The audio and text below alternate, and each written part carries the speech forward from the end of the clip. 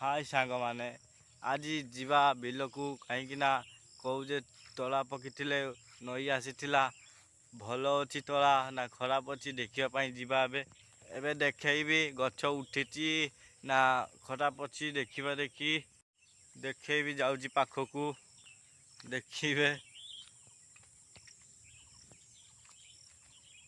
देखु केमिटिका तला उठी नई आसला देखु एटी टिके सेठी टिके उठी आउ एबे देखी नई आसीला जे आम बिल पानी अच्छी देखी आपण को देखिए चलतु एबे जाऊँगी देखापी देखिए ये देखु केमिटिका पानी नई आसला एमिटिका पानी अच्छी यही देखिपे ये हूँ नुक बिल पानी आम बिल को जीवी एबे देखेबी पानी आपण को जाऊँगी एबे आम बिल को जीवी एबे देखेबी एबे आम बिल जदि नई आसीला पानी अच्छी ना नहीं कहीं एबे धान दिहब ना से कहीं जदि पानी थी धान चाष करहब ना एबे जाऊँगी देखिए एबे ना पाख पहुँची गली देखी एबे बिल पानी थी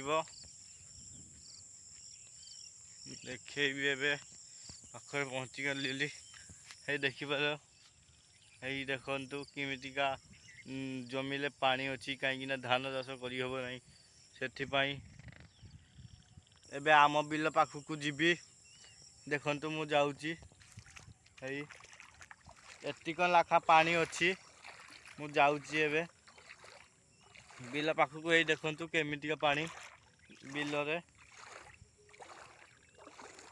ये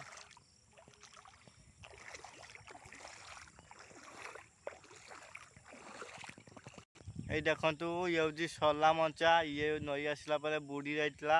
लुक मैंने आउ सला बिक्री कर पारना कहीं बुड़ी जाइला पची जाइए से ये कर पारना देखेबी एबे आउ किछि देखिए आम बिल केमिटिका पानी चलती बिल बहुत पानी कहीं हिड़ देखा जाऊना से मु आस्ते आस्ते चलती कहीं मोबाइल जदि खसी पड़ो तारी ना यही देखु एमिटिका नई आसिकी पानी होती देखिपे एमिटिका जदि बिल पानी रे धान चाष करहब ना करहबनी कमेंट रे कहे एमिटिका तो पानी अच्छी हिड़ देखा जाऊना केमिटिका रुइबा आम केमिटिका खाइबा धान चाष करहब ना कहीं पुणी नई आसवा उद्देश्य अच्छी एबे बिल देखि आसला देखु लंका बाड़ी देखी एबे देखु देखु लंका गछ लगाई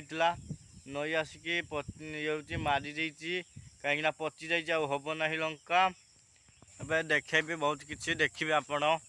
जाऊँगी एबे आउ गोटे जगह को देखिए आपण सेटिकी जीवापाई कहीं लेट हम जीवी हेने से जीवापाई लेट हम जीवी देखिए देखु एमिटिका बिल कौन धान चाष करहब कि आदु करहब ना से नई सुखिला धान चाष करवा देखु ये बिल उंचा दुसुरु से एठिकी पानी आसीना देखु से जाइए उंचा जगह से पानी आसीना ये नुक जमी एबे धान माने तला पकी सारा केमिटिका गछ हुए देखेबी आपण देखिए यही पहुँची गलिनी आउ अल्प बाट है देखु एमिटिका गछ हुए यही देखिए देखु है यह हूँ धान गछ है ये हूँ धान गछ है देखु ये हूँ बिहान पकी सारा जो गछ हुए से युवाक हूँ नगा हुए से आपन को देखदेनी कहीं आप गाँव जदि नई देखी ने देखु बढ़िया सुंदर देखा जाउची एबे